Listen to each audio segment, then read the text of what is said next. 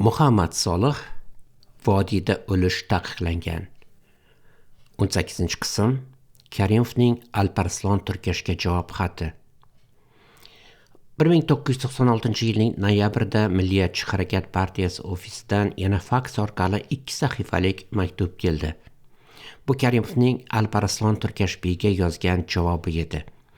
Turkiya Milliy harakat partiyasining bosh raisi Alparslan Turkash janoblariga: Hurmatli janob Alparslan Turkash, menga O'zbekistonning Turkiyadagi elchisi orqali 1996-yilning 4-avgustida yo'llagan dono fikrlarga boy maktubingizni katta e'tibor va hurmat bilan o'qib chiqdim. O'zbekistonning mustaqillik yillari mobaynida erishgan yutuqlariga bergan bahongiz meni juda ta'sirlantirdi. Tariximiz va yuksak madaniyatimiz tufayli bizning ulug' ota-bobolarimizni nafaqat O'zbekistonda, balki boshqa mamlakatlarda ham hurmat va ehtirom bilan tilga oladilar. Uning qardosh xalqlar oilasida munosib o'rin olishga intilishi, mintaqada tinchlik va izchillik bilan olib borayotgan siyosati, bularning barchasi Yaratganning rahmati bilan mamlakatimizda amalga oshirilmoqda. Biz Turkiya xalqi, uning rahbariyati, jamoatchiligi va siz janob Alparslan Turkash kabi uning e'tiborli namoyandalarining shu siyosatimizni o'tkazishda bizga berayotgan yordami va e'tiborini yuqori baholaymiz. Mustaqilligimizning 5 yilligi biz tanlab olgan o'zimizga xos va o'zimizga mos yo'limizning xalqimiz va jamiyatimiz tomonidan qo'llab-quvvatlanishi O'zbekistonning xalqaro maydondagi obro'yini mustahkamlash, jamiyatimizni jipslashtirish yo'li to'g'ri ekanligini yana bir bor tasdiqlaydi. Biz oldimizda hali juda ko'p qiyinchilik va muammolar borligini tushunamiz. Mintaqadagi notinch vaziyat bizdan nihoyatda jipslashishni va O'zbekistonning barcha inson va fuqarolardan ularning e'tiqodi va dunyoqarashlaridan qat'iy nazar hamjihatlikni talab qiladi va biz bu yo'ldan og'ishmay boramiz. Bizning tariximiz bor. Bir butun xalqmiz va barchamiz bu xalqqa munosib hayot yaratish uchun bor kuchimizni berishimiz, shu xalq uchun yashash va mehnat qilishni o'zimizga faxr deb bilishimiz lozim.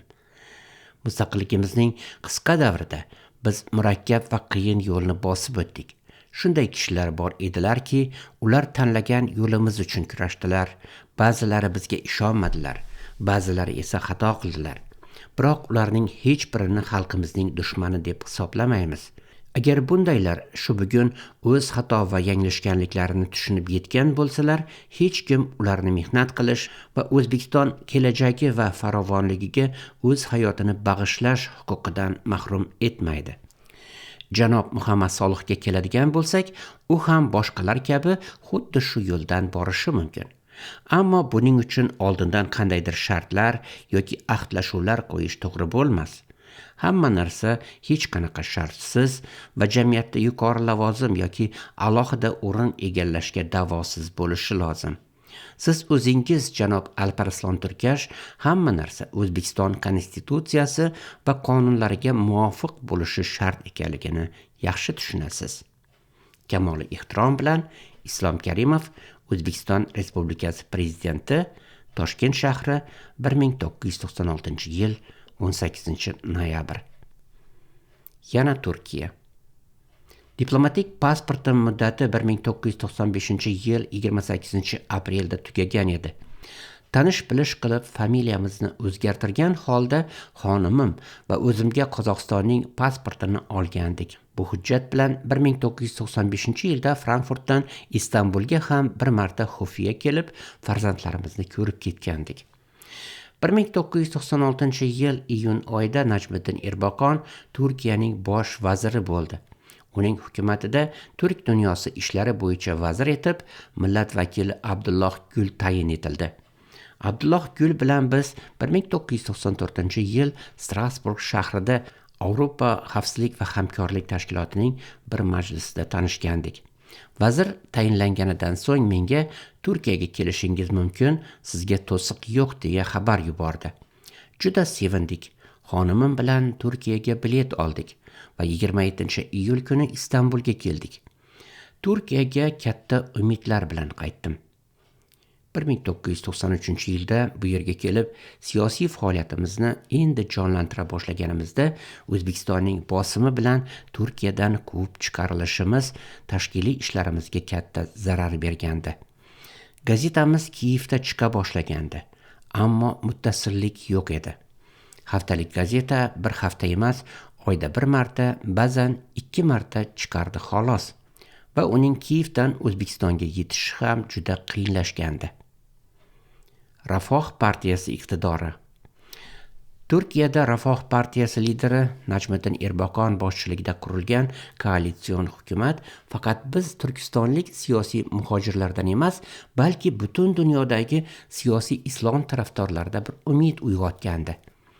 1926-yil tug'ilgan Najmiddin Erbakan dindor siyosatchi, islom davlati tarafdori sifatida talqin etilishiga qaramasdan zamonaviy qarashlarga ham ega edi. Doktorlik dissertatsiyasini Olmoniyaning Aachen universitetida yoqlab, Deutsche AG motor fabrikasida Leopard 1 tankining motor loyihasini chizishda bosh muhandis o'laroq ishtirok etgan bir shaxsiyat edi. Turk xalqi orasidagi shuhrati uning 1974-yil Shimoliy Qibrisni ozod qilishda ko'rsatgan siyosiy jasorati bilan muhrlandi. Qibris Rum boshqaruvining turk ozchiligiga o'tkazgan zulmi cho'qqiga chiqqanida Turk armiyasiga Qibrisni ishg'ol etish buyrug'ini premyer-ministr vazifasini bajarayotgan Erbakan berdi. Premyer-ministr Buland Ejevit chet el safarida ekan, bunday tarixiy missiya Erbakan zimmasiga tushdi va u bu ishni a'lo darajada ado etdi. Kaminaga Turk yo'lini ochgan shu zotning hukumati bo'ldi. Turkiyaga kelganimdan bir hafta so'ngra hukumatning turk dunyosi ishlaridan mas'ul vaziri Abdulloh Gul uchrashuvga chaqirdi. Anqarada vazirlik ofisida ko'rishdik. O'zbekistondagi vaziyatni muhokama qildik. Vazir harakatimizni bu yerda davom ettirishimizga to'siq yo'q ekanini rasman bildirdi. Keyin yana bir necha kun so'ngra bosh vazir Najmiddin Erbakan bilan uchrashib, ancha suhbatlashdik. U ham bizning harakatimizni ma'naviy qo'llab-quvvatlashini izhor qildi.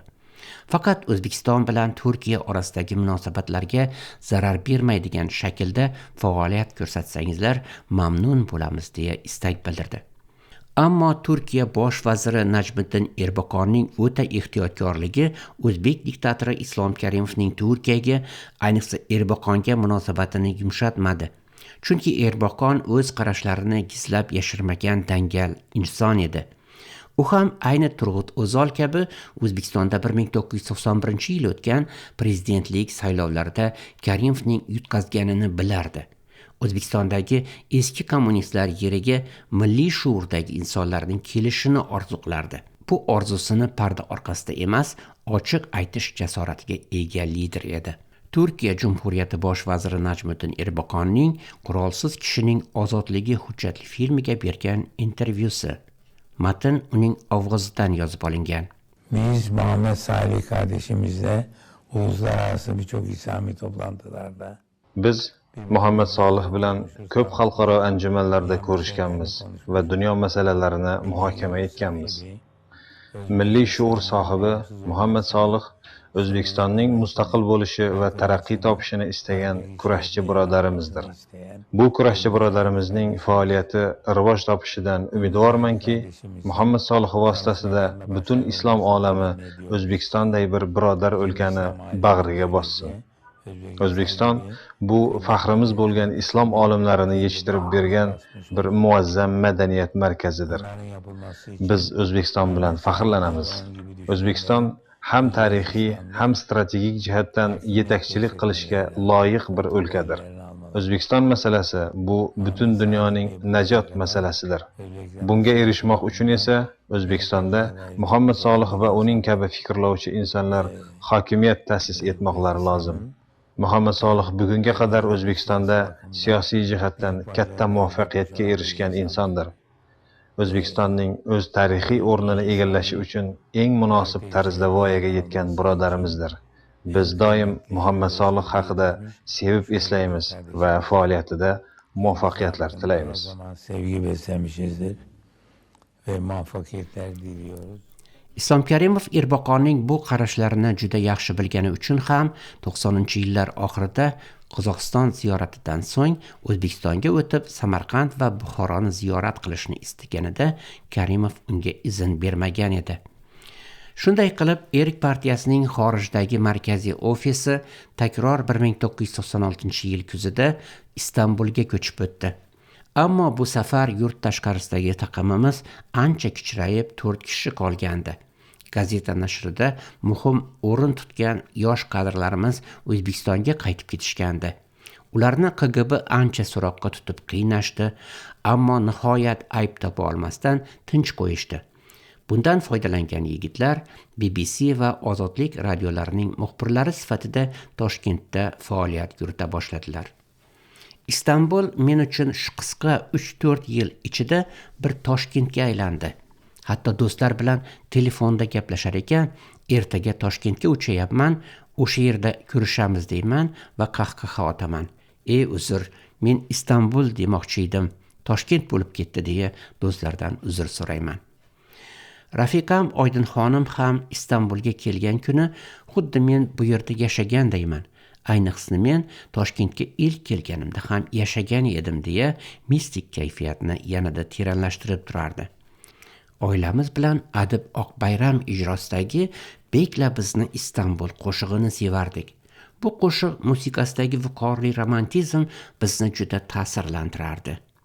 Salqin tong yellari esganida moviy to'lqinlarni yirtgan kemalaringla uzoqdan seni o'ylayman Istanbul. Ming bir ustunli holichingda oqshomlar, orollaringda bahor, Sulaymoniyangda quyosh. Ey sen na go'zalsan, qavg'omizning shahri Istanbul. Behuda chekilmadi buncha azoblar. Buyuk va sokin Sulaymoniyangla bekla. Parklaringla, ko'priklaringla, maydonlaringla bekla biz Istanbul. To'pxonangning qorong'u so'qoqlarida quchoqlashib yotgan bolalaringla bekla. Bekla zafar qo'shiqlari ila kechmishimizni Istanbul. Haromiylaringning saltanatini yiqajakmiz. Bekla u kunlar kelsin Istanbul. Sen bizga loyiqsan, bizda senga Istanbul. 1996-yilning yoz oyidan 1997-yilning yozigacha Turkiyada emin-erkin faoliyat ko'rsatdik. O'zbekiston bilan uzluksiz aloqa o'rnatildi. Hatto ba'zi o'zbek hukumatiga yaqin shaxslar ham biz bilan ko'rishish jasoratini namoyish qila boshladilar. Bu albatta diktatorni bezovta qildi. Turkiya Tashqi ishlar vazirligidagi bir do'stimiz O'zbekistonning sizlarning faoliyatingizdan noroziligi oshib boryapti. Ammo Erbaqon hukumatiga so'zi o'tmaydi. Jumhur raisi Prezident Sulaymon Demiralga Karimov telefon qilib shaxsan shikoyat qilgan. Ammo u ham Erbaqonga bir so'z ayta olmadi dedi.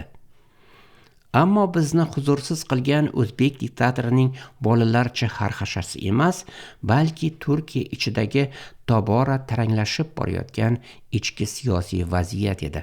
To'g'rirog'i harbiylar bilan dindor qatlam tamsilchisi sanalgan hukumat o'rtasidagi ziddiyat kundan kunga chuqurlashayotgani edi. Siz Muhammad Solihning Vodiyda o'lish taqiqlangan audio kitobi 18-qismini tingladingiz. Davomi bor.